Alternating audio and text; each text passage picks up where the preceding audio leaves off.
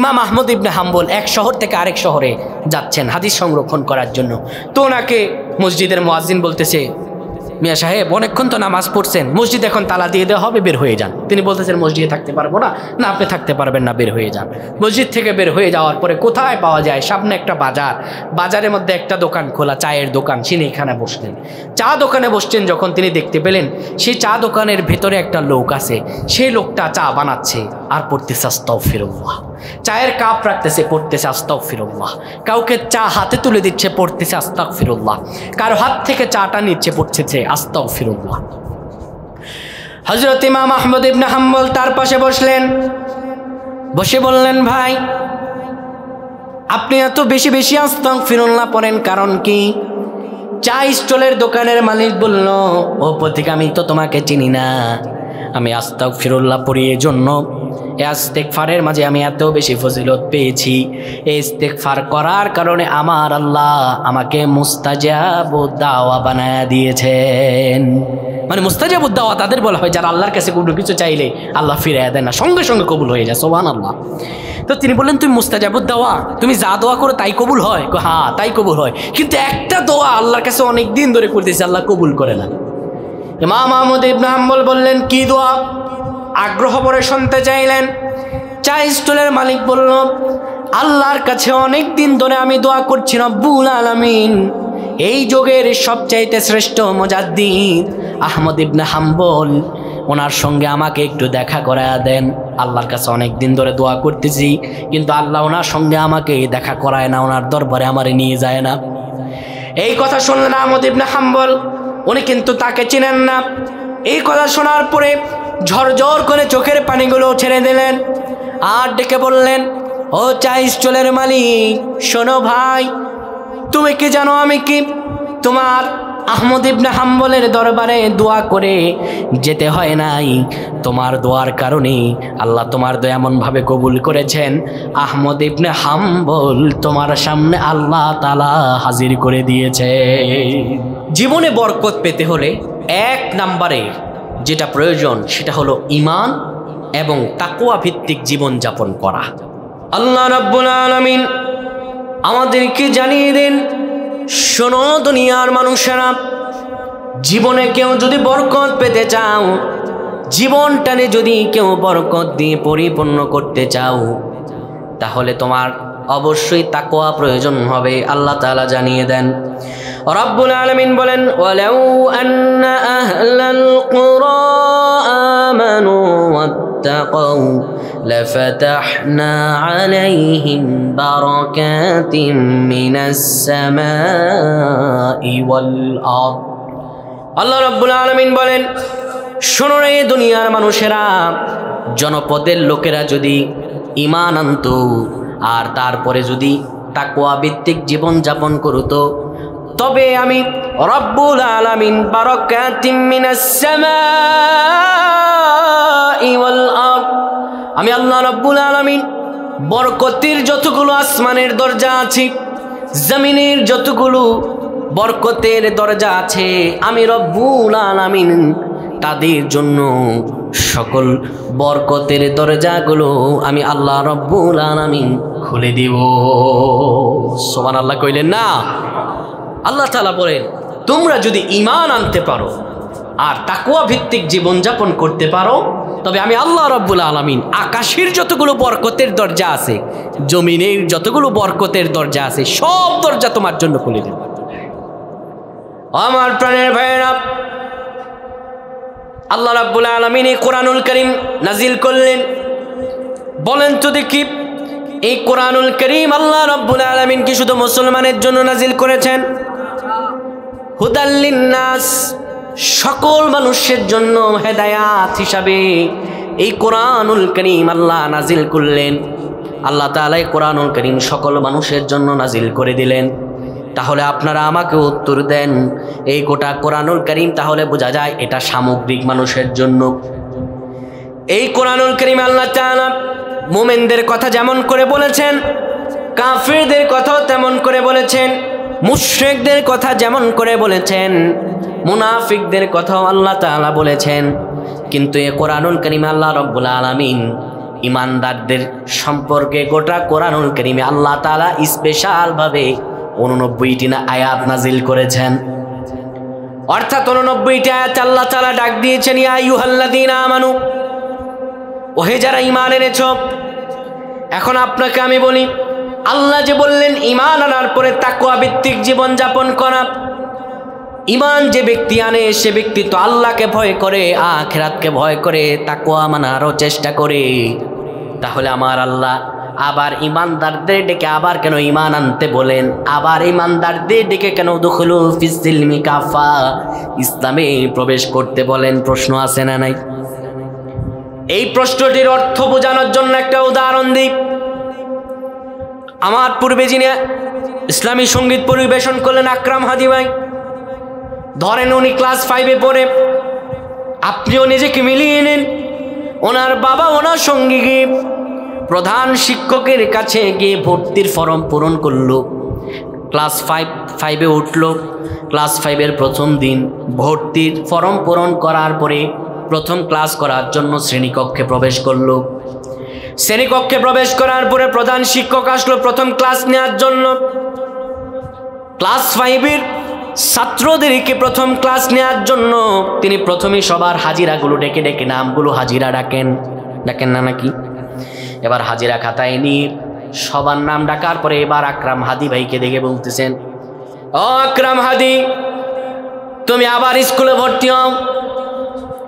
এবার আকরাম হাদি ভাই যদি গাধা মার্কা স্টুডেন্ট হয় তাহলে উনি মনে করবে এই শিক্ষক নিশ্চয়ই শুকনা পাতা গাঁজা খেয়ে আসছে, মনে করবে না?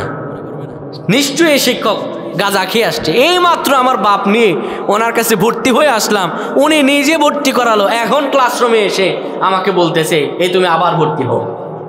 যদি মূর্খ ছাত্র হয় তাহলে এটা মনে করবে। আর যদি ছাত্র বুদ্ধিমান হয়, আকরাম হাদি যদি একজন বুদ্ধিমান ছাত্র হয়, এই শিক্ষকের সামনে আমি এখন ভর্তি হয়ে আসলাম, ভর্তির ফর্ম উনি নিজে পূরণ করলেন।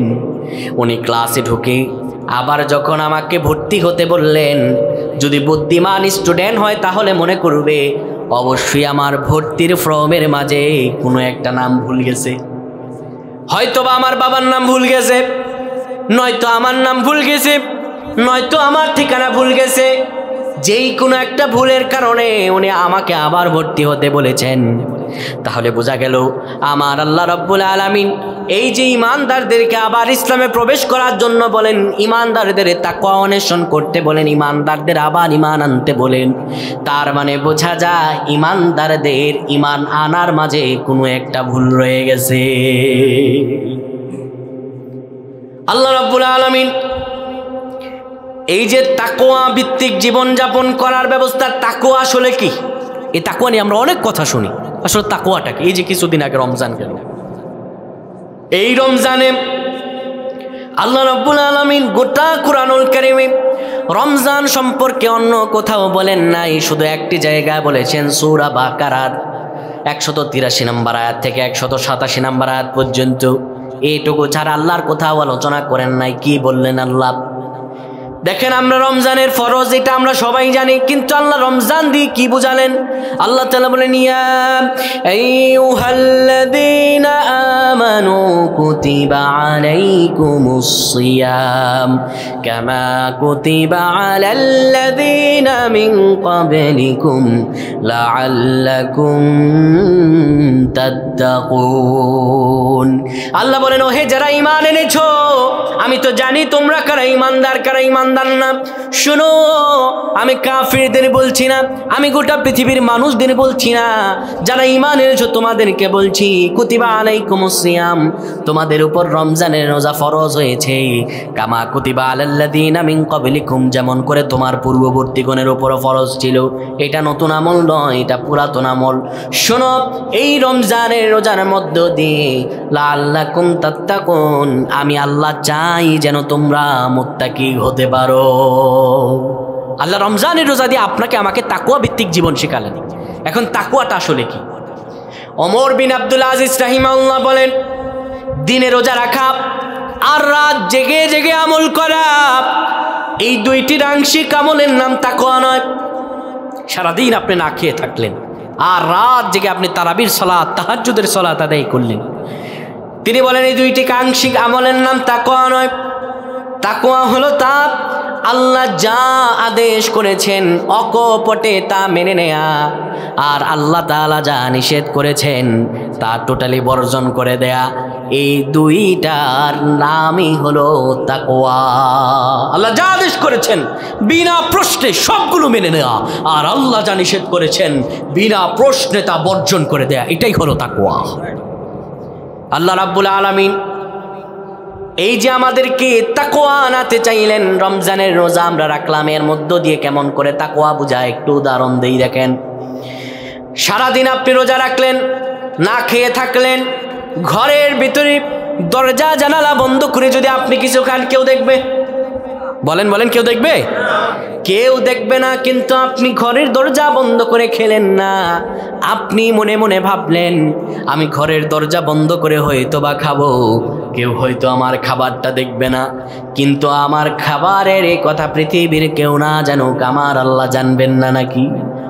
এই যে আপনি আল্লাহর ভয়ে এক ফোঁটা পানিও গলার ভেতরে দিলেন না, এটাই হলো তাকওয়া। কিন্তু ওই ব্যক্তি, রোজাদার ব্যক্তি, রোজা বাঁচানোর জন্য আল্লাহ দেখবেন, আল্লাহ বুঝবেন, অজু করার সময় মুখের ভিতরে কুলি দিয়ে এক ফোঁটা পানিও যেন গলা পর্যন্ত না যায়। অন্য সময় যতবার থুতু ফেলে, কিন্তু রোজার মাসে দেখবেন অজু করার পরে আরো বেশি বেশি থুতু ফেলে, ঠিক নয় কি? যেন এক ফোঁটা পানি ভেতরে না যায়। কিন্তু ওই লোক রোজার বেলা তাকওয়া, কিন্তু অন্য বেলায় আপন ভাইয়ের সম্পত্তি মেরে গলার ভেতর দিয়ে সব সাবার করে দিচ্ছে, ওই দিকে কোনো থুতুই নাই। যত পারো খাও, মানুষের হক মেরে পেটের ভিতর ভরো, এমন লোক আছে না নাই? শুধু রোজার বেলায় তাকওয়া মানে, কিন্তু অন্য ক্ষেত্রে তাকওয়া মানে না। শুধু ভাবে যে রোজা রাখতে হবে, ঘরের ভিতরে যেতে হবে, না খেয়ে থাকতে হবে, এই বেলায় তাকওয়া। কিন্তু আসলে তো তাকওয়া শুধু এই আংশিক আমল নয়, তাকওয়া ছিল আপনার প্রতিটা পদক্ষেপে। আল্লাহ বলেছেন অন্যের সম্পদ খাওয়া যাবে না। আমি অন্যের সম্পদ কেমন করে হাত দিই? আল্লাহ বলেছেন মিথ্যা বলা যাবে না। আমি কেমন করে মিথ্যা বলি? এমনও লোক আছে গোটা রমজান গেছে, নবীজি বলছেন মান সামা রমাদানান ঈমানান ওয়া ইহতিসাবান গুফিরা লাহু মা তাকদ্দামা মিন যামবি। শোনেন ভাই, গোটা রমজান গিয়েছে, যদি আপনি তাকওয়া অন্বেষণ না করতে পারেন, আল্লাহর কসম আপনি এখনো মাপ পান নাই, আপনি দুর্ভাগা দুর্ভাগা দুর্ভাগা। নবীজি বললেন শোনেন, সারাদিন রোজা রেখে না খেয়ে থাকলেই যদি রোজা হয়ে যেত তাহলেই তো ভালোই ছিল। রাসূল সাল্লাল্লাহু আলাইহি ওয়াসাল্লাম প্যাচ লাগায়া দিয়েছে, কোনটা জানেন? সামা রমাদানান ঈমানান ওয়া ইহতিসাবান। রোজা রাখতে হবে ঈমান ও ইহতিসাবের সঙ্গে। ঈমান ও ইহতিসাব বুঝেন? ঈমান, ইহতিসাব হিসাবের সঙ্গে। হিসাব কি? হিসাব হলো জীবনের হিসাব। ধরেন আপনি সকালবেলা আপনাদের এলাকার স্থানীয় যে বাজার আছে, চরতি বাজার, আপনি ওই এলাকার বাজারে গেলেন, দুপুরে খাবার খাবেন, মেহমান আসবে, সুন্দরভাবে আপনি একটা লাউ কিনবেন, 80 টাকা দিয়ে লাউ, মুরগির সঙ্গে খাবেন। কিন্তু আপনার স্ত্রী ভালো করে বলে দিয়েছে মোটেও লাউ বুড়া হওয়া যাবে না, তাহলে ঘরে তোমার জায়গা নাই। আপনি একটা লাউ কিনতে গিয়ে বাজারে গেলেন, একটার পর একটা লাউ দেখেন, লাউটারে আপনি কেমন করে টেস্ট করেন? আঙুলের নখ দিয়ে লাউয়ের উপরে বড় বড় জোরে জোরে আঘাত করে দেখেন লাউটা কচি না বুড়া, ঠিক নয় কি? 80 টাকার একটা লাউ কিনতে গিয়ে এক দোকান, 2 দোকান, 3 দোকান, এক এক করে লাউয়ের শরীরের সব চামড়াগুলো আপনি উঠিয়ে ফেলেন এক বেলা খাবার খাওয়ার জন্য। ও ভাই, আপনি 80 টাকার একটা লাউ কিনতে গিয়ে এক বেলা খাবার খাবেন, একদম চামড়া উঠায় ফেলেন। এই যে হিসাব, এটাই হলো হিসাব। আর নিজের ঈমান আমলগুলো কেমন করে ধরে রাখবেন? বিন্দু পরিমাণও হিসাব করেন না, বিন্দু পরিমাণও একটু অনুশোচনা করেন না, এটাই হলো বেহিসাব। ইহতিসাব হলো এটাই, একটা লাউ কিনতে গিয়ে আপনি দুপুরে খাবেন, ওইটার চামড়া উঠায় ফেলেন। কিন্তু জীবনটা তাকওয়া ভিত্তিক চলছে কিনা? রোজা আপনি যে রাখতেছেন হিসাব করে রাখতেছেন কিনা? আপনি কি শুধু পেটের রোজা আছেন? নবীজি সাল্লাল্লাহু আলাইহি সাল্লাম বলেন, যে ব্যক্তি মিথ্যা আর মিথ্যা কাজ পরিত্যাগ করতে পারলো না, তার রোজা আল্লাহর দরবার কবুল হয় না। আপনি রোজা রাখছেন, শুধু পেটের রোজা রাখছেন, এদিকে মুখ দিয়ে গালাগাল করতেছেন, কান দিয়ে অশ্লীল গান শুনতেছেন, চোখ দিয়ে অশ্লীল ভিডিও দেখে সময় কাটাচ্ছেন, এমন লোক আছে না নাই? রোজা রাখতেছে একদম ঠিক, একদম রোজা রাখতেছে, হাতে তাসবিহ, কলা বিক্রি করতেছে হাজি সাহেব, তাসবিহ সুবহানাল্লাহ আলহামদুলিল্লাহ, আর একটু পরে পরে পানি কলার ভিতরে ছিটাচ্ছে, আসলে ওইটা পানি নাকি বিষ? এদিকে হাজি সাহেব সুবহানাল্লাহ আলহামদুলিল্লাহ জিকির করতেছে রোজার মাস, আর এইদিকে পানি বিষ ছিটাচ্ছে। তাহলে এই রোজার এই ইহতেসাব আপনি কোথায় করলেন? আপনি খাদ্যে ভেজাল দিলেন, আপনি এমন কোনো কাজ নাই যা করলেন না। রোজা রাখলেন, গীবত করলেন, শিকায়াত করলেন, মানুষের সঙ্গে দুর্ব্যবহার করলেন, আপনার এই রোজা আল্লাহর দরবার কোনো কবুল হবে না। এটাই নবীজি বলেছেন ঈমান ও ইহতিসাবান, ঈমান ও ইহতিসাবের সঙ্গে যে রোজা রাখবে গফিরা লাহু মা তাকদ্দামা মিন যামবি, আমার আল্লাহ তার গুনাহ মাফ করে দেবেন। তাহলে পাইকারি ধরে সবার গুনাহ মাফ হবে? তাহলে রমজানের মধ্য দিয়ে আমার আল্লাহ রাব্বুল আলামিন তাকওয়া বের করতে চাইলেন। কি বের করতে চাইলেন? তাকওয়া। আর জীবনে যদি কেউ বরকত পেতে চায়, 1 নম্বরে ঈমানটা পরিশুদ্ধ থাকা লাগবে, 2 নম্বরে তাকওয়া কি এটা বুঝতে হবে। তাহলে ঈমান এটার সঙ্গে কোনো শিরক যুক্ত করা যাবে? শিরক এটা সবচাইতে বড় গুনাহ, শিরক এটা সবচাইতে কি বড় গুনাহ। প্রিয় ভাইরা আমার, এই শিরক আমাদের সমাজে রন্দে রন্দে ছড়িয়ে আছে। আল্লাহ রাব্বুল আলামিন স্পষ্ট স্বরূপ জানিয়ে দিয়েছেন ইন্নাশ শিরকা লাযুলমুন আযীম, ও বান্দারা তোমরা শিরক করো না, নিশ্চয়ই শিরক সবচাইতে বড় জুলুম। আল্লাহ রাব্বুল আলামিন পৃথিবীর সব গুনাহ মাফ করলেও কোনোদিনও শিরকের গুনাহ আমার আল্লাহ মাফ করবেন না। আমার আল্লাহ কোনোদিনও মাফ করবেন, আল্লাহ তাআলা স্পষ্ট জানিয়ে দিয়েছেন। রাব্বুল আলামিন বলেন ইন্নাল্লাহা লা ইয়াগফির আন ইউশরিকা বিহি ওয়া ইয়াগফির মা দুনা যালিকা লিমান ইয়াশাউ ওয়া মান ইউশরিক বিল্লাহি ফাকাদ ইফতারা ইসমান আযীমা। আল্লাহ রাব্বুল আলামিন বলেন নিশ্চয়ই যারা আল্লাহর সঙ্গে অংশীদারিত্ব করলো, যারা আল্লাহর সঙ্গে শিরিক করলো, আল্লাহর সঙ্গে ইবাদত পাওয়ার হকদার এটা মনে করলো, তারা যেন জেনে রাখে তারা কোনোদিনও আমার আল্লাহর ক্ষমার বান্দা হতে পারবেন না। আল্লাহ তাদের কোনোদিনও মাফ করবেন না। এই শিরিক ছাড়া অন্য যত বড়ই গুনাহ হোক আমার আল্লাহ রাব্বুল আলামিন মাফ করে দিতে পারেন। নিশ্চয় আমার আল্লাহ অন্য গুনাহ মাফ করবেন, কিন্তু শিরিকের গুনাহ আমার আল্লাহ মাফ করবেন না। আমি তো বলি গোটা বাংলাদেশে যত জায়গায় শিরিক হয় সবচাইতে আপনাদের এই চট্টগ্রামে বেশি শিরক হয়। এটা বিশ্বাস করেন? আমি নিজের চোখে দেখেছি চট্টগ্রামের ভেতরে মানুষগুলো মাজারের কাছে গিয়ে গিয়ে চায় মৃত ব্যক্তি কোনো কিছু দিতে পারে, মৃত ব্যক্তি কোনো কিছু দিতে পারে, কখনোই নয়। ইতিহাস রাসূলুল্লাহ সাল্লাল্লাহু আলাইহি ওয়াসাল্লাম আল্লাহ রাব্বুল আলামিন বললেন, ওগো নবী আপনি আপনার কওমের লোকদেরকে ঈমান শিখান। কি শিখান? তিনি গিয়েছেন কাবা শরীফের দিকে। কাবা শরীফে তখন লাত, মানাত, উজ্জা সব মূর্তিগুলো সেখানে। তো তিনি দেখতে পেলেন আবু জাহাল সহকারে উতবা সাহেবা তারা একটা কালো রকমের মুরগি আনছে, সে মুরগিটা মাথা মটকাইয়া সে মুরগিটা জবেহ করছে, ওই রক্ত মানাতের শরীরে দিয়েছে এবং মাথা নিজের কপালে ঠেকাইছে। আরেক লোক দেখতে পেলেন রাসূলুল্লাহ সাল্লাল্লাহু আলাইহি সাল্লাম একটা খাসি আনছে, ওই খাসি জবাই দিছে, জবাই দিয়ে নিজের ছেলের জন্য দোয়া করতেছে।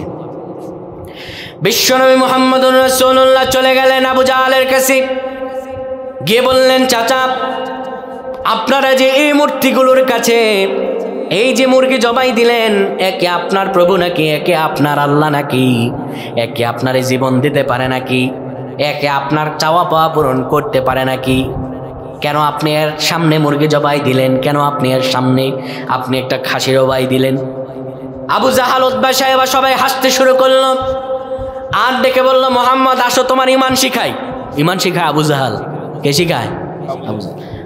মোহাম্মদ এই যে মানাত এটা আমাদের আল্লাহ নয়, এটা আমাদের প্রভু নয়, কিন্তু মানাত হলো এমন একজন ব্যক্তির মূর্তি যেই ব্যক্তি আল্লাহর সঙ্গে ভালো সম্পর্ক ছিল, ওই ব্যক্তির দেওয়ার মতো কোনো ক্ষমতা নাই। মানাত এটা হচ্ছে আল্লাহর বড় কাছের লোক, এর সামনে যদি জবাই দেওয়া হয়, এর শরীরে যদি রক্ত লাগানো হয়, ওই ব্যক্তি আল্লাহর কাছে সুপারিশ করবে, আল্লাহর কাছে আমাকে আমার দোয়াটা আনায়া দিবে, আল্লাহর কাছ থেকে আমার দোয়াগুলো কবুল করে দিবে, এর জন্য এর সামনে জবাই দেই। বিশ্বনবী মুহাম্মদ রাসূলুল্লাহ জিজ্ঞেস করলেন, তাহলে তুমি খাসি জবাই দিলা কেন? একই তোমার প্রভু নাকি? হকবা একই তোমার প্রভু নাকি?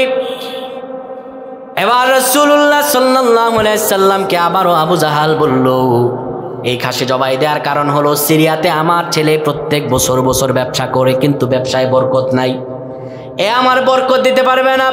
হকবা মূর্তি আমার বরকত দিতে পারবে না, কিন্তু হকবার সঙ্গে আল্লাহ সম্পর্ক ভালো, এ আল্লাহর একজন পয়গাম্বরের মূর্তি, সুতরাং এর সামনে এই জন্যই জবাই দেই, জানি এ আল্লাহর কাছে আমার জন্য প্রার্থনা করতে পারে, এর জন্য এর কাছে জবাই দিই।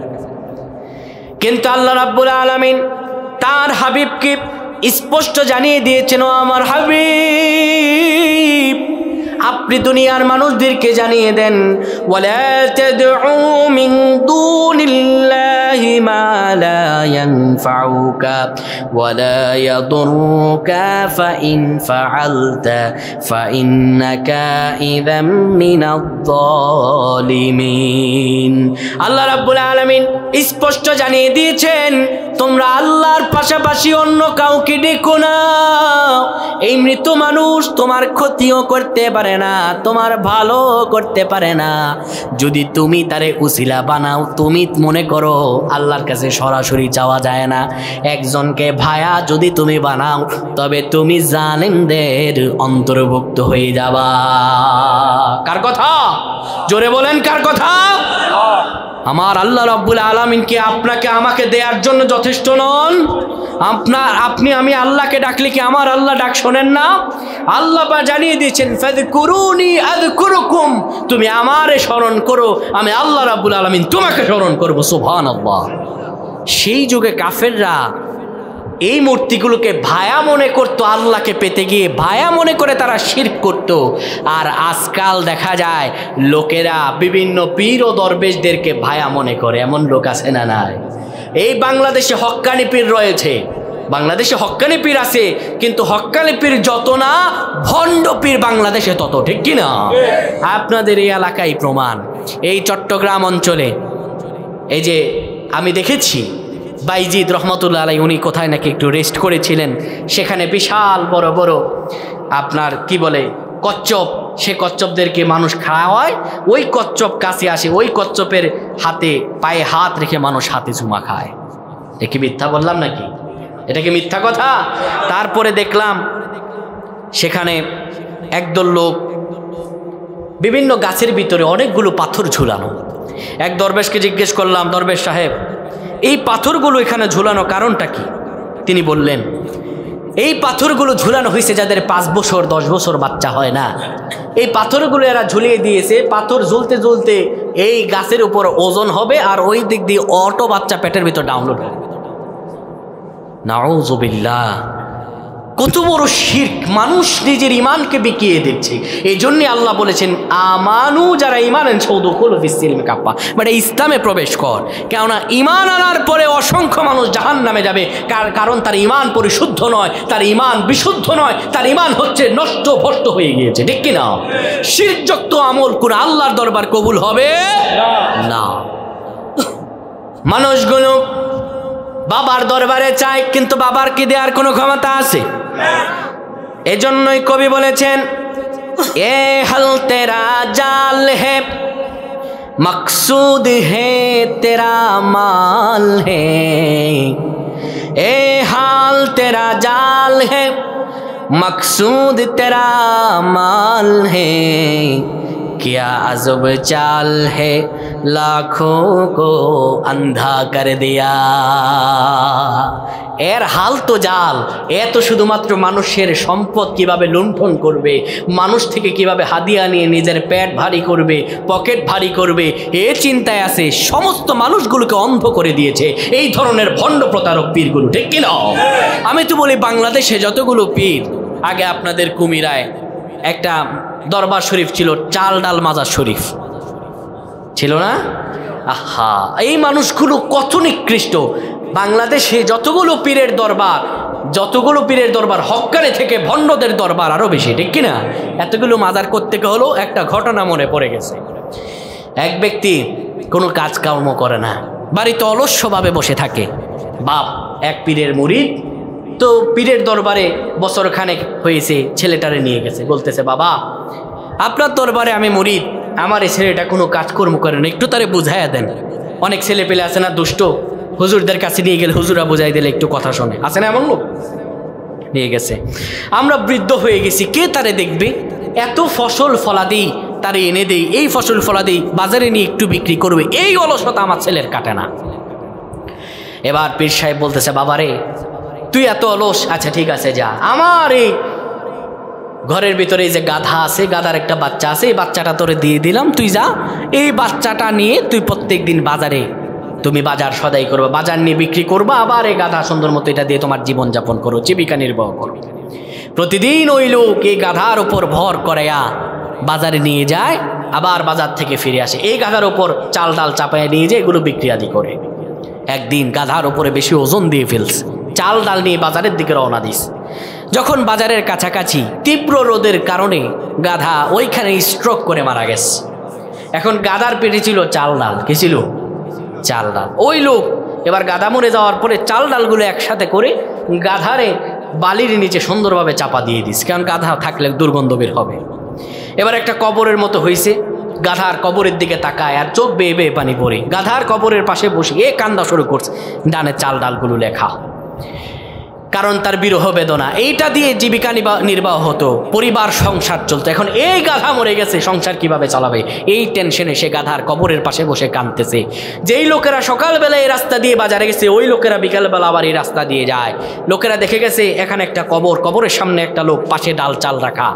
এবার ওই লোকেরা, যে লোকেরা সকালে গেছে বিকালে আসছে, লোকেরা মনে করছে এই লোকরে দেখলাম সকালে কান্না করতেছে, বিকালেও কান্না করতেছে, নিশ্চিত এ কোনো পীর আউলিয়া দরবারের মাজার হবে, না হয়তো এই লোক কান্না করতো না।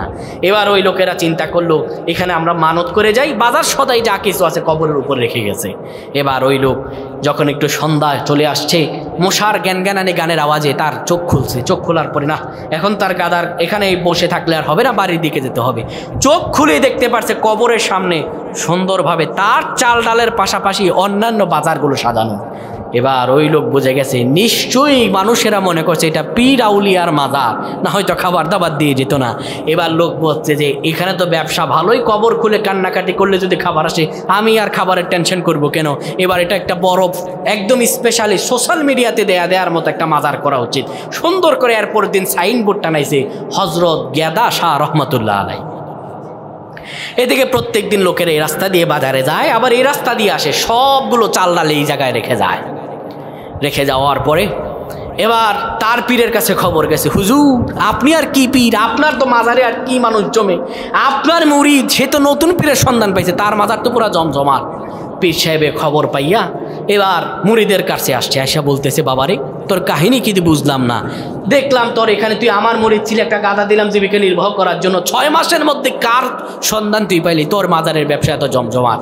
এবার মুরিদ বলতেছে পীর সাহেব আপনি আমার হুজুর মানুষ, আপনার সঙ্গে আমি কেমন করে মিথ্যা কথা বলি, মোটেও আপনার সঙ্গে আমি মিথ্যা কথা বলবো না হুজুর, এখানে কোনো পীর আউলিয়ার মাজার নাই, ওই আপনি আমার যে গাধাটা দিছিলেন ওই গাধাটা এখানে মরে পড়ে গেছে, এই জন্য আমি এখানে কবর দিয়ে মাজার খুলে বসছি। এবার পীর সাহেব বলে বাবারে বকে আয়, এই তোর এখানে এই নি কাহিনী, আমি তো ভাবলাম কোন পীর আউলিয়ার দরবার তুই পেয়ে গেছিস, দেখ মনে কোনো টেনশন নিস না, তোর এখানে যে গাধার মাজার, আমার বাড়িতে যে পীরের মাজার ওইটা পীরের নয়, এই গাধার মায়ের মাজার। আমাদের দেশে যতগুলো পীরের দরবার ম্যাক্সিমাম ভণ্ড আর প্রতারক বই আর অন্য কিছু নয়, ঠিক কিনা? আমি তো বলি খাজার নামে মাজার করে দেখায় যারা খাজার শান, দিনে করে ভণ্ডামি আর রাত্রে মারে গাজায় টান, ঠিক কিনা? খাজার নামে মাজার করে দেখায় যারা খাজার শান, দিনে করে ভণ্ডামি আর রাত্রে মারে গাজায় টান, দিনে করে ভণ্ডামি আর রাত্রে মারে গাজায় টান। পানির নিচে মোম জ্বালাইলে মোম তো আরে জ্বলে না, খাজা বাবার মুরিদ হইলে নামাজ রোজা লাগে না, ঠিক না? মাজারেতে যাবে যারা তারা হবে ঈমান হারা, মাজারেতে যাবে যারা তারা হবে ঈমান হারা। আমল সব ধ্বংস হবে, থাকবে না তার ঈমান। দিনে করে ভণ্ডামি আর রাত্রে মারে গাজায় টান। ঠিক কি না? আমাদের দেশে যত না হক্কানি দরবার, তার চাইতে বড় বড় ব্যবসায়ী দরবার। ঠিক কি না? এইগুলোতে গেলে আপনি কিছু না পান আর না পান, দুইটা জিনিস পাবেন, এক হচ্ছে নারী, আরেক হচ্ছে গাঁজা। আল্লাহ যেন আমাদের বুঝদান করেন, পান আমিন। এই জন্য আল্লাহ রাব্বুল আলামিন বলছেন তোমাদের ঈমানকে বিশুদ্ধ থাকা লাগবে। সম্মানিত ভাইরা, আল্লাহ রাব্বুল আলামিন পবিত্র কোরআনুল কারীমে মানুষগুলোকে 4 ভাগে বিভক্ত করেছেন। কয় ভাগে? 4 ভাগে। মুমিন, মুশরিক, নাস্তিক, মুনাফিক। নাস্তিক তথা মুলহিদ, এই নাস্তিকেরা সবচাইতে বড় দুর্বল। নাস্তিকেরা কি? সবচাইতে বড় দুর্বল। যাই হোক, সেই দিকে আমাদের কথা না, শুধু ভাগটা বললাম। তাহলে কেউ যদি জীবনে সফল হতে চায় তাহলে তাকে তাকওয়া ভিত্তিক জীবনযাপন করতে হবে। কি করতে হবে? তাকওয়া ভিত্তিক জীবনযাপন করতে হবে। আসুন আমরা এবার তাকওয়াটাকে, ঈমানের সম্পর্কে আমরা জানলাম, তাহলে তাকওয়াটাকে আসুন আমরা একটু জেনে নিই। আল্লাহ রাব্বুল আলামিন এই যে তাকওয়া ভিত্তিক জীবনযাপন করলে আসমানের দরজা, রিজিকের দরজা, জমিনের রিজিকের দরজা আমার আল্লাহ খুলে দেবেন। তাহলে তাকওয়া কি? তাকওয়া আমরা কেমন করে পাবো? এই তাকওয়াটা কি? সুনানি বাইহাকির মধ্যে বর্ণিত আছে আব্দুল্লাহ ইবনে ওমর রাদিয়াল্লাহু তাআলা আনহুর একটা ঘটনা। এটা বললে আপনারা তাকওয়ার মাপকাঠি বুঝে যাবেন তাকওয়াটা আসলে কি। একদিন তিনি ব্যবসায়ী কাজে তার সাঙ্গপাঙ্গ, তার দলের লোকদের নিয়ে বের হলেন। পথিমধ্যে অনেকগুলো পথ অতিক্রম করে যাওয়ার পরে তীব্র রোদে তৃষ্ণার্ত আর ঘর্মাক্ত আর ক্ষুধার্ত হয়ে পড়ে গেলেন। সকল মানুষগুলোকে নিয়ে বললেন, ও আমার সঙ্গী সাথীরা, এখানেই তোমরা কাফেলার জন্য তোমরা বিছানা বিছিয়ে দাও, আসো সকালে এখানে বসে পড়ি, এখানে বসে আমরা সকলে এখানে আহার করব, খাবার খাবো, সকলে বসে পড়ো। সব মানুষেরা বসে পড়ল। বসে পড়ার পরে হযরত আব্দুল্লাহ ইবনে ওমর রাদিয়াল্লাহু তাআলা আনহু তিনি দেখতে পেলেন একজন রাখাল অনেকগুলো বকরি নিয়ে সেই দিকে অতিক্রম করেছে। তিনি সকল সাহাবীদেরকে নিয়ে বসে গেলেন। এবার ওই রাখালকে দেখার পরে তিনি ডাক দিলেন, ও রাখাল ভাই, একটু আমার কাছে আসো। রাখাল আসার পরে আব্দুল্লাহ ইবনে ওমর বললেন, ও রাখাল ভাই, একটু বসো আমাদের সঙ্গে, ভালো ভালো খাবার আছে, আমাদের সঙ্গে তুমি খাবার খাও। রাখাল ডেকে বলল, ও পথিক, তোমাকে আমি চিনি না, আমি আজকে তোমাদের সঙ্গে খেতে পারবো না। আব্দুল্লাহ ইবনে ওমর জিজ্ঞেস করলেন, কেন খেতে পারবে না? রাখাল জবাব দিল, আমি খেতে পারবো না, কারণ আমি যদি তোমাদের সঙ্গে খাই, আমি তো আজকে নফল রোজা রেখেছি, আমি নফল রোজা ভাঙতে পারবো না, আমার রোজা ভেঙে যাবে, তাই আমি খাবো না। আব্দুল্লাহ ইবনে ওমর বললেন, তুমি নফল রোজা রাখছো, এটা তো ফরজ রোজা নয়, ভাঙলেও কোনো সমস্যা নাই, কেউ তো তোমার এই খাবার দেখবে না। রাখাল ডাক দিল, পথিক শোনো, আমি হয়তো তোমার সঙ্গে খাবো, পৃথিবীর কেউ হয়তো আমাদের এই খাবারের কথা কেউ জানবে না। শোনো, আমার এই খাবারের কথা পৃথিবীর কেউ না জানতে পারে, কিন্তু আমার রব্বুল আলামিন তো আমার এই খাবারের কথা জানবেন। সুতরাং আমি রোজা ভাঙবো না, তুমি আমাকে খাবারের জন্য অফার করো না। আব্দুল্লাহ ইবনে ওমর জিজ্ঞেস করলেন, আমাদের সঙ্গে এত ভালো ভালো খাবার আছে, তুমি খেলে না? এত ভালো ভালো দামি দামি খাবার তুমি গরিব মানুষ কোথায় পাবা? তারপরও খেলা না? যাই হোক, সেটা বাদ দাও, এই তোমার সঙ্গে এতগুলো বকরি। আব্দুল্লাহ ইবনে ওমর মনে মনে ভাবলেন, একটু টেস্ট করে দেখি তার ঈমান কতটুকু আর তাকওয়া কতটুকু। দেখে বললেন, রাখাল, তুমি খাবার না খাও, কিছু টাকা পয়সা তো তোমার লাগবে, অনেকগুলো বকরি দেখা যায়, একটা বকরি আমারে দিয়ে দাও, আমার কাছে বিক্রি করো, আমি তোমার মোটা অঙ্কের টাকা দিব। রাখাল ডেকে বলল, ও পথিক, আমি তোমার কাছে কেমন করে বকরিগুলো বিক্রি করব? আমি তো এই বকরির মালিক নই, আমার যে মালিক তিনি আমাকে এই বকরিগুলো চড়ানোর জন্য মাঠে পাঠিয়েছেন, সুতরাং আমি তোমার কাছে বিক্রি করে দিলে আমি তার কাছে কি জবাব দেব? আব্দুল্লাহ ইবনে ওমর ভাবলেন, তারা আর একটু বাজায় দেখি। তিনি ডেকে বললেন, রাখাল রে, তুমি তোমার মনিবের কাছে গিয়ে বলবা একটা বকরি কোথায় যেন হারিয়ে গেছে, বাঘে খেয়ে ফেলছে, আমি জানি না। রাখাল ডেকে বলল, ও পথিক, হয়তো আমি তোমার কাছে বকরি দিয়ে দিতে পারবো, আমার মালিককে গিয়েও একটা বুঝ দিয়ে দিতে পারবো, হয়তো বা উনি কোনো কথাই বলবেন না, কিন্তু আমি আমার মালিককে হয়তো বুঝ দিতে পারবো, আমি তোমার কাছে বকরি বিক্রি করে কিছু টাকা হয়তো পাবো, কিন্তু দুনিয়ার মালিককে তো আমি বুঝ দিয়ে দিলাম, কিন্তু আমার যে রব্বুল আলামিন, আমার যে আসল মালিক, আমি সে আল্লাহকে বুঝ দিব কেমন করে? আমি তোমার কাছে বিক্রি করতে পারবো না। এটাই হলো তাকওয়া। আমি যে কোনো কাজ করি, আপনি ক্ষমতায় গিয়েছেন, এলাকার চেয়ারম্যান, এলাকার এমপি, আপনি রাস্তার টেন্ডার এসেছে 10 লাখ টাকা, এই রাস্তা আপনি ভাবলেন হাতের একটা সাইনে 2 লাখ টাকা আমার পকেটে, 2 লাখ টাকা এলাকার চেয়ারম্যানের পকেটে, বাকি 10 লাখ টাকার রাস্তা 6 লাখ টাকায় করে ফেলবো। আপনি ভাবলেন যে না, এই 2 লাখ টাকা আমি মেরে দিতে পারবো, কেউ জানবে না, কিন্তু আমার আল্লাহ কি জানবে না? আপনি এই জন্য এই টাকাটা মারলেন না, আপনি রডের বদলে বাঁশ দিলেন না, আপনি আল্লাহর ভয়ে এই কাজকে পরিত্যাগ করলেন। এটাই হলো তাকওয়া। কিন্তু আমাদের মাঝে কি এই তাকওয়া আছে? আমরা বিগত দিনে দেখেছি যারা ক্ষমতাধর ছিল, এরা ক্ষমতার বদলে নিজের ক্ষমতা যেখানে সঠিকভাবে প্রয়োগ করা দরকার ছিল, সেখানে তারা নিজেদের ক্ষমতাকে খারাপভাবে প্রয়োগ করেছে, ঠিক কিনা? রাস্তার বাজেট যদি আসতো 10 লাখ, 2 লাখ টাকা দিয়ে রাস্তাঘাট করে বাকি 8 লাখ নেতার পকেটে, ঠিক কিনা? এই জন্যই দেখেন রাস্তাঘাট ভাঙাচুরা, রডের বদলে এরা বাঁশ ঢোকায় দিত। আল্লাহ যেন আমাদেরকে বোঝার তৌফিক দান করেন, পয়না আমিন। হযরত ওমর রাদিয়াল্লাহু তাআলা একজন সাহাবীকে ডেকে বললেন, ও নবীর সাহাবী, তুমি কি জানো তাকওয়া কি? সর্বশেষ তাকওয়ার উদাহরণটা আপনাদেরকে বুঝিয়ে দিই। আল্লাহ নবীর সাহাবী ডেকে বলল, ওমর, আপনি কি জানেন না তাকওয়া কি? তাকওয়া হলো একটা সরু রাস্তা। সরু মানে হলো চিকন, যার ডানেও কাটা বামেও কাটা, 2 দিকে কাটা, কিন্তু মাঝখানে সরু রাস্তা দিয়ে আপনাকে যেতে হবে। কাটা লাগানো যাবে না, কারণ কাটার মাঝে আছে এমন এক বিষ, যদি কোনো মতে আপনার শরীরে এই বিষ ক্রিয়া লেগে যায়, আপনি সঙ্গে সঙ্গে বিষ ক্রিয়ায় মারা যাবেন। মোটেও কাটা লাগানো যাবে না, সোজাভাবে আপনাকে হাঁটতে হবে। হযরত ওমর রাদিয়াল্লাহু তাআলা বললেন, একটু ভালো করে বোঝাও না। সাহাবী বলল, তাকওয়া ভিত্তিক যারা জীবনযাপন করবে, তারা সমাজের মাঝে জীবনযাপন করবে, ডানেও কাটা বামেও কাটা, অর্থাৎ ডানেও গুনাহ বামেও গুনাহ, পেছনেও গুনাহ সামনেও গুনাহ, কিন্তু এই সরু রাস্তা, এটা হলো জান্নাতের রাস্তা। তারা এই জান্নাতের রাস্তা দিয়ে চলবে। ডানেও কাটা, তারা জানে কাটার মাঝে আসে বিষ, এই বিষ ক্রিয়া শরীরে লাগলে পরে মারা যাব, কিন্তু তারা বিষ ক্রিয়া লাগাবে না। তারা ক্ষমতা পেয়েও কখনো তারা হদ চকিয়ে যাবে না, ক্ষমতা পাওয়ার পরে কখনো লোভাতুর হবে না। আমাদের দেশে এক শ্রেণীর মানুষ আছে যারা দেখবেন ক্ষমতার আগে মাথায় টুপি রাখে, কিন্তু ক্ষমতার পরে মসজিদেই খুঁজে পাওয়া যায় না। এমন লোক আছে না নাই? এমন লোক আছে ক্ষমতার আগে সর্বসময় আল্লাহর নাম নিয়ে কথা বলে, আবার এরা ক্ষমতায় যেতে পারলে আল্লাহ এবং ইসলামের বিরুদ্ধাচরণ করে কাজ শুরু করে দেয়, ঠিক কিনা?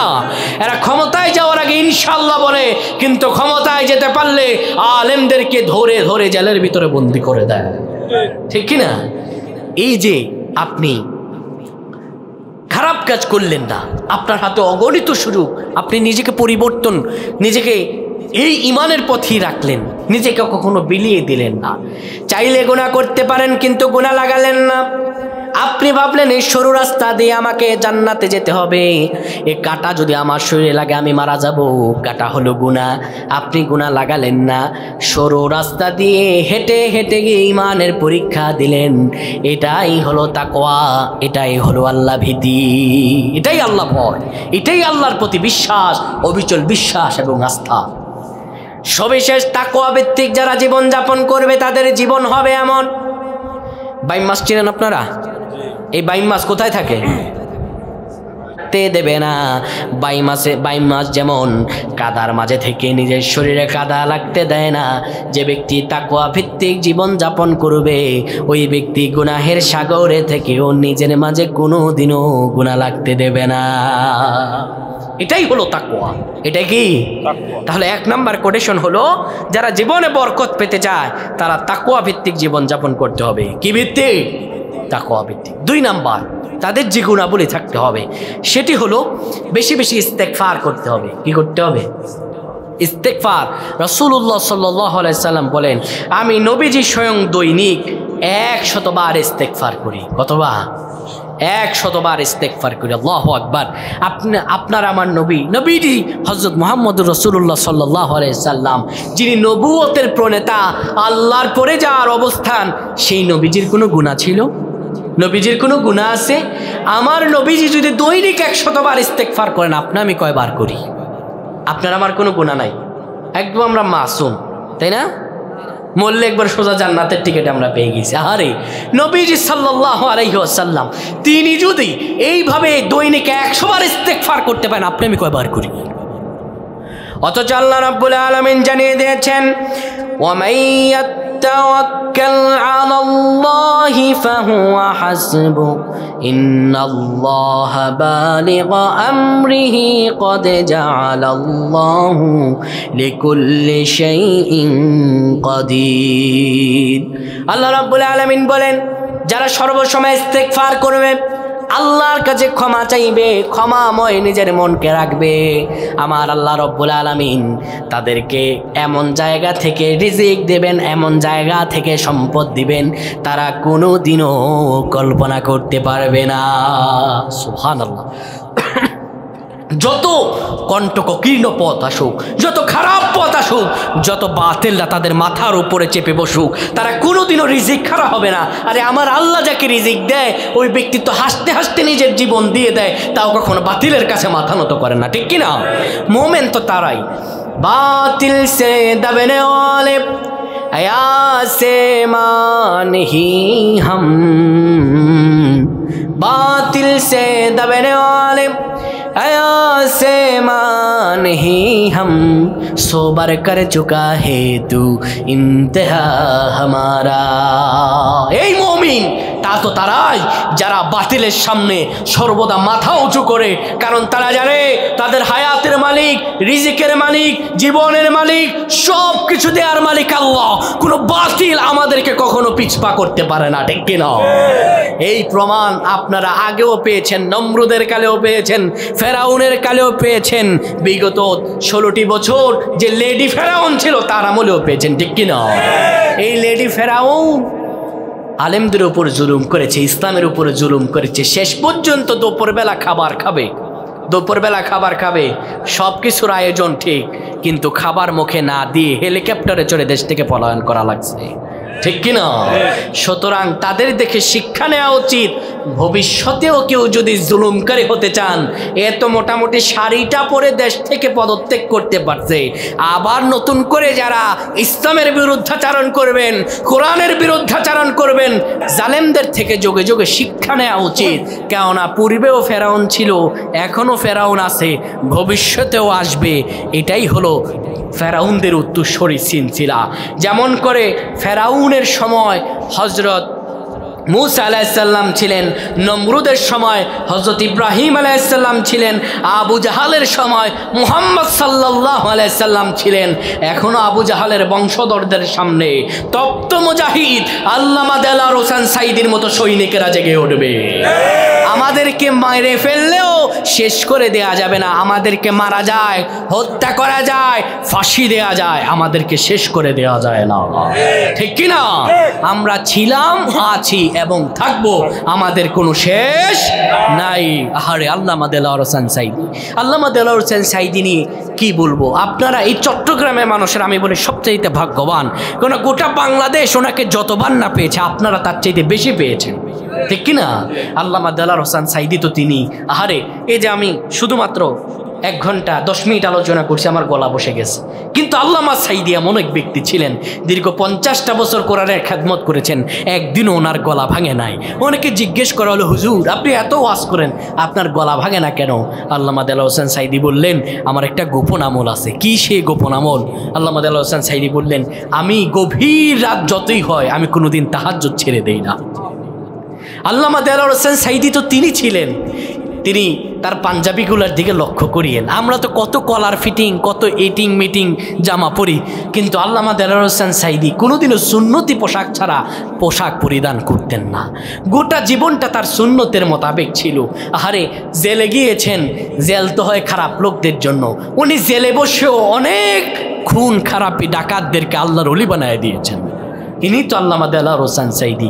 জেলে বসে বই লিখেছেন, নন্দিত জাতির নিন্দিত গন্তব্য। আরে ইনি তো আল্লামা দেওয়ার হোসেন সাইদি। এই সাইদি সাহেব আমাদের জন্য রত্ন ছিলেন।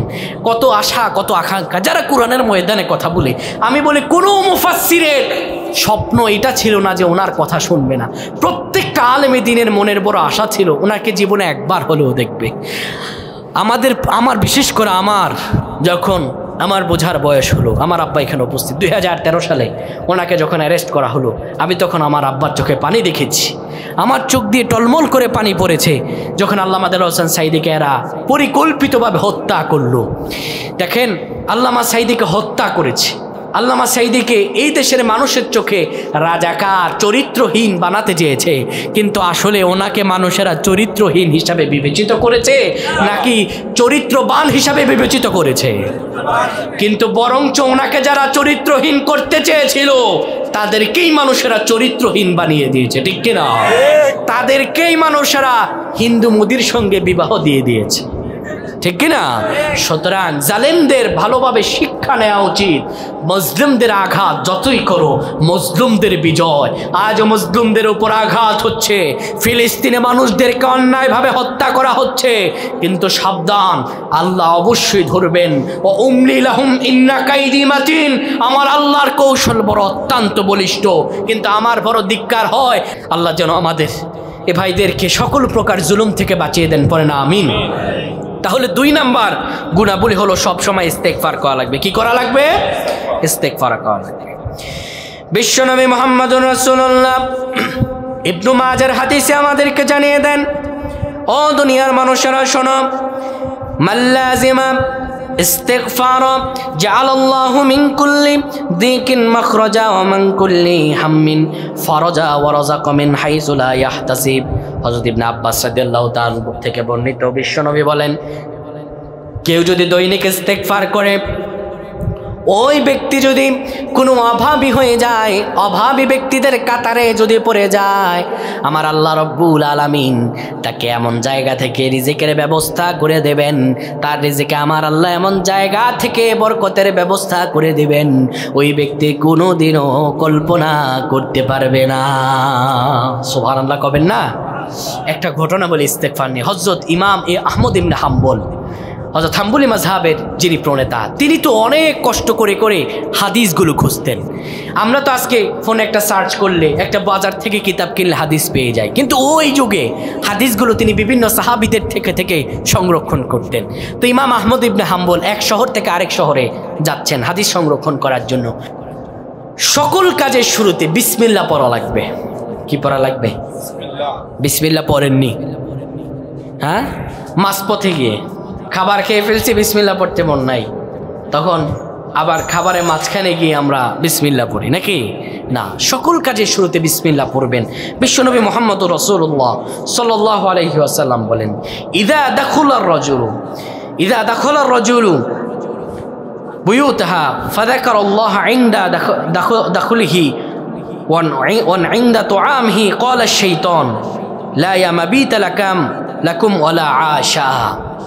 রাসূলুল্লাহ সাল্লাল্লাহু আলাইহি ওয়াসাল্লাম বলেন, কোনো ব্যক্তি যদি কোনো ঘরের ভিতরে প্রবেশ করে, আর প্রবেশ করতে গিয়ে যদি পড়ে বিসমিল্লাহ, খাবার খেতে গিয়ে যদি পড়ে বিসমিল্লাহ, খাবারের শুরুতে যদি পড়ে বিসমিল্লাহ, ঘরের ভেতর প্রবেশ করতে গিয়ে যদি পড়ে বিসমিল্লাহ, শয়তান তার সাঙ্গপাঙ্গদেরকে ডেকে বলে, ও আমার সাঙ্গপাঙ্গের লোকেরা, এই লোকটি বিসমিল্লাহ পড়ার কারণে আজ আমরা তার ঘরে থাকতে পারলাম না, এই লোকটা বিসমিল্লাহ পড়ার কারণে তার সঙ্গে আমরা কেউ খেতে পারলাম না। আর কেউ যদি বিসমিল্লাহ না পড়ে, বিসমিল্লাহ না পড়ার কারণে বিশ্বনবী মুহাম্মদুর রাসূলুল্লাহ বলেন, তখন শয়তান বলে, আদরাকাতুল মাবিত ফাইযা লাম ইয়াযকুরিল্লাহ ইনদাহু তুআমিহি ক্বালা আদরাকতুম মাবিতাল ওয়াল আশা। আল্লাহ রাব্বুল আলামিন তখন তার ঘর থেকে বরকত উঠায়া দেন। শয়তান তার সাঙ্গপাঙ্গদেরকে বলে, এই লোক ঘরে ঢোকার শুরুতেও বিসমিল্লাহ পড়ে নাই, খাবারের শুরুতেও বিসমিল্লাহ পড়ে নাই, আজকে তোমাদের এই ঘরের ভেতরে থাকারও সুযোগ হলো, তার খাবারের মধ্যে তার আহারের মাঝেও তোমরা ভাগ বসাতে পারলা। তার মানে বোঝা যায় সকল যে কাজের শুরুতে বিসমিল্লাহ নাই ওই কাজের মাঝে শয়তানের পদক্ষেপ আছে না নাই? শয়তানের পদক্ষেপ থাকবে। আর যদি কোনো কাজের শুরুতে বিসমিল্লাহ থাকে ওই কাজে শয়তানের পদক্ষেপ থাকে, তাহলে বোঝা গেল শয়তানের পদক্ষেপ যে কাজে নাই সেই কাজে বিসমিল্লাহর প্রভাব আছে না নাই? আছে। এবার 4 নম্বর কোটেশনটা একটু বলে দিচ্ছি, একদম সংক্ষিপ্ত করে বাকি কোটেশনগুলো বলি। সময় মতো নামাজ আদায় করতে হবে। নামাজের সময় যখন হবে সকল কিছু বন্ধ করে দিতে হবে, দোকানপাট সব বন্ধ করে দিতে হবে। কিন্তু আমাদের সমাজে এক শ্রেণীর লোক আছে জুমার দিন পর্যন্ত দোকান বন্ধ করতে চায় না, কারণ ব্যবসায় লস হবে, এমন লোক আছে না নাই? আহারে, আল্লামা সাঈদীর কথা একটা মনে পড়ে। উনি বলতেন, মানুষ কেমন বিশ্বাসী জানেন? নগদে যা পাও হাত পেতে নাও, বাকির খাতা শূন্য থাক, দূরের বাদ্য লাভ কি শোনে, মাঝখানে যাবে যায় ফাঁক। নগদ যেটা পাও এটাই হাত পাতো। এখন যদি বলা হতো এই মাহফিলে যারা আসবে সবাই 100 টাকা করে দেওয়া হবে, বলেন তো এই মাঠে জায়গা দেওয়া যেত? জায়গা দেওয়া যেত? কিন্তু আপনারা এখানে যারা বসলেন তারা কি 100 টাকার সওয়াব পাবেন নাকি কোটি টাকার সওয়াব পাবেন? কিন্তু মানুষ ওই সওয়াবের পক্ষে না। নগদে 100 টাকা যারা দিবে সেই বিশ্বাসী। আহারে মানুষেরা, কিন্তু নামাজের সময় যদি আপনি আপনার রিজিকে, সম্পদে, ব্যবসায় বারাকা পেতে চান তখন দোকান কাজ সব বন্ধ করে দিতে হবে। কার হুকুম? আল্লাহ রাব্বুল আলামিন স্পষ্ট জানিয়ে দিয়েছেন, ওয়া আমরুহু আবলাকা বিস-সালাতি ওয়া طبر عليها لا نسألك رزقا نحن نرزقته والعاقبة للمتقين والعاقبة للتقوى। আল্লাহ রাব্বুল আলামিন স্পষ্ট জানিয়ে দিয়েছেন, ও মানুষেরা, তোমাদের পরিবার পরিজন, তোমাদের কাজকর্ম যা আছে সব কিছু তোমরা বন্ধ করে দিও তখন যখন তোমরা তাকওয়া অর্জন করার জন্য আমার পায়ে সিজদা দিবা। নামাজের সময় হয়ে গেলে পরে তোমরা নামাজের দিকে ছুটে আসবা।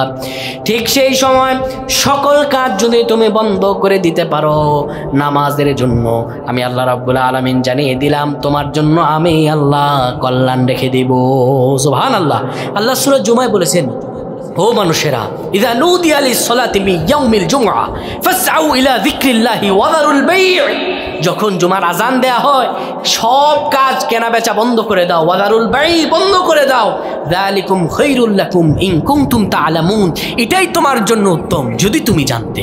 তোমার জন্য এই নামাজটাই উত্তম ছিল। আরে মানুষ, নগদ যা পাও তাতেই তুমি বিশ্বাসী হয়ে গেলা। 5 নম্বরে, কেউ যদি তার রিজিকে বরকত নিতে চায় তাহলে কোরআনের সঙ্গে তার সম্পর্ক বাড়ানো লাগবে। কিসের সাথে? কোরআনের সাথে সম্পর্ক বাড়ানো লাগবে। এখন আমাদের সম্পর্ক কোরআনের সঙ্গে কম না বেশি? একদমই কম। আমরা কোরআন পড়ি কখন?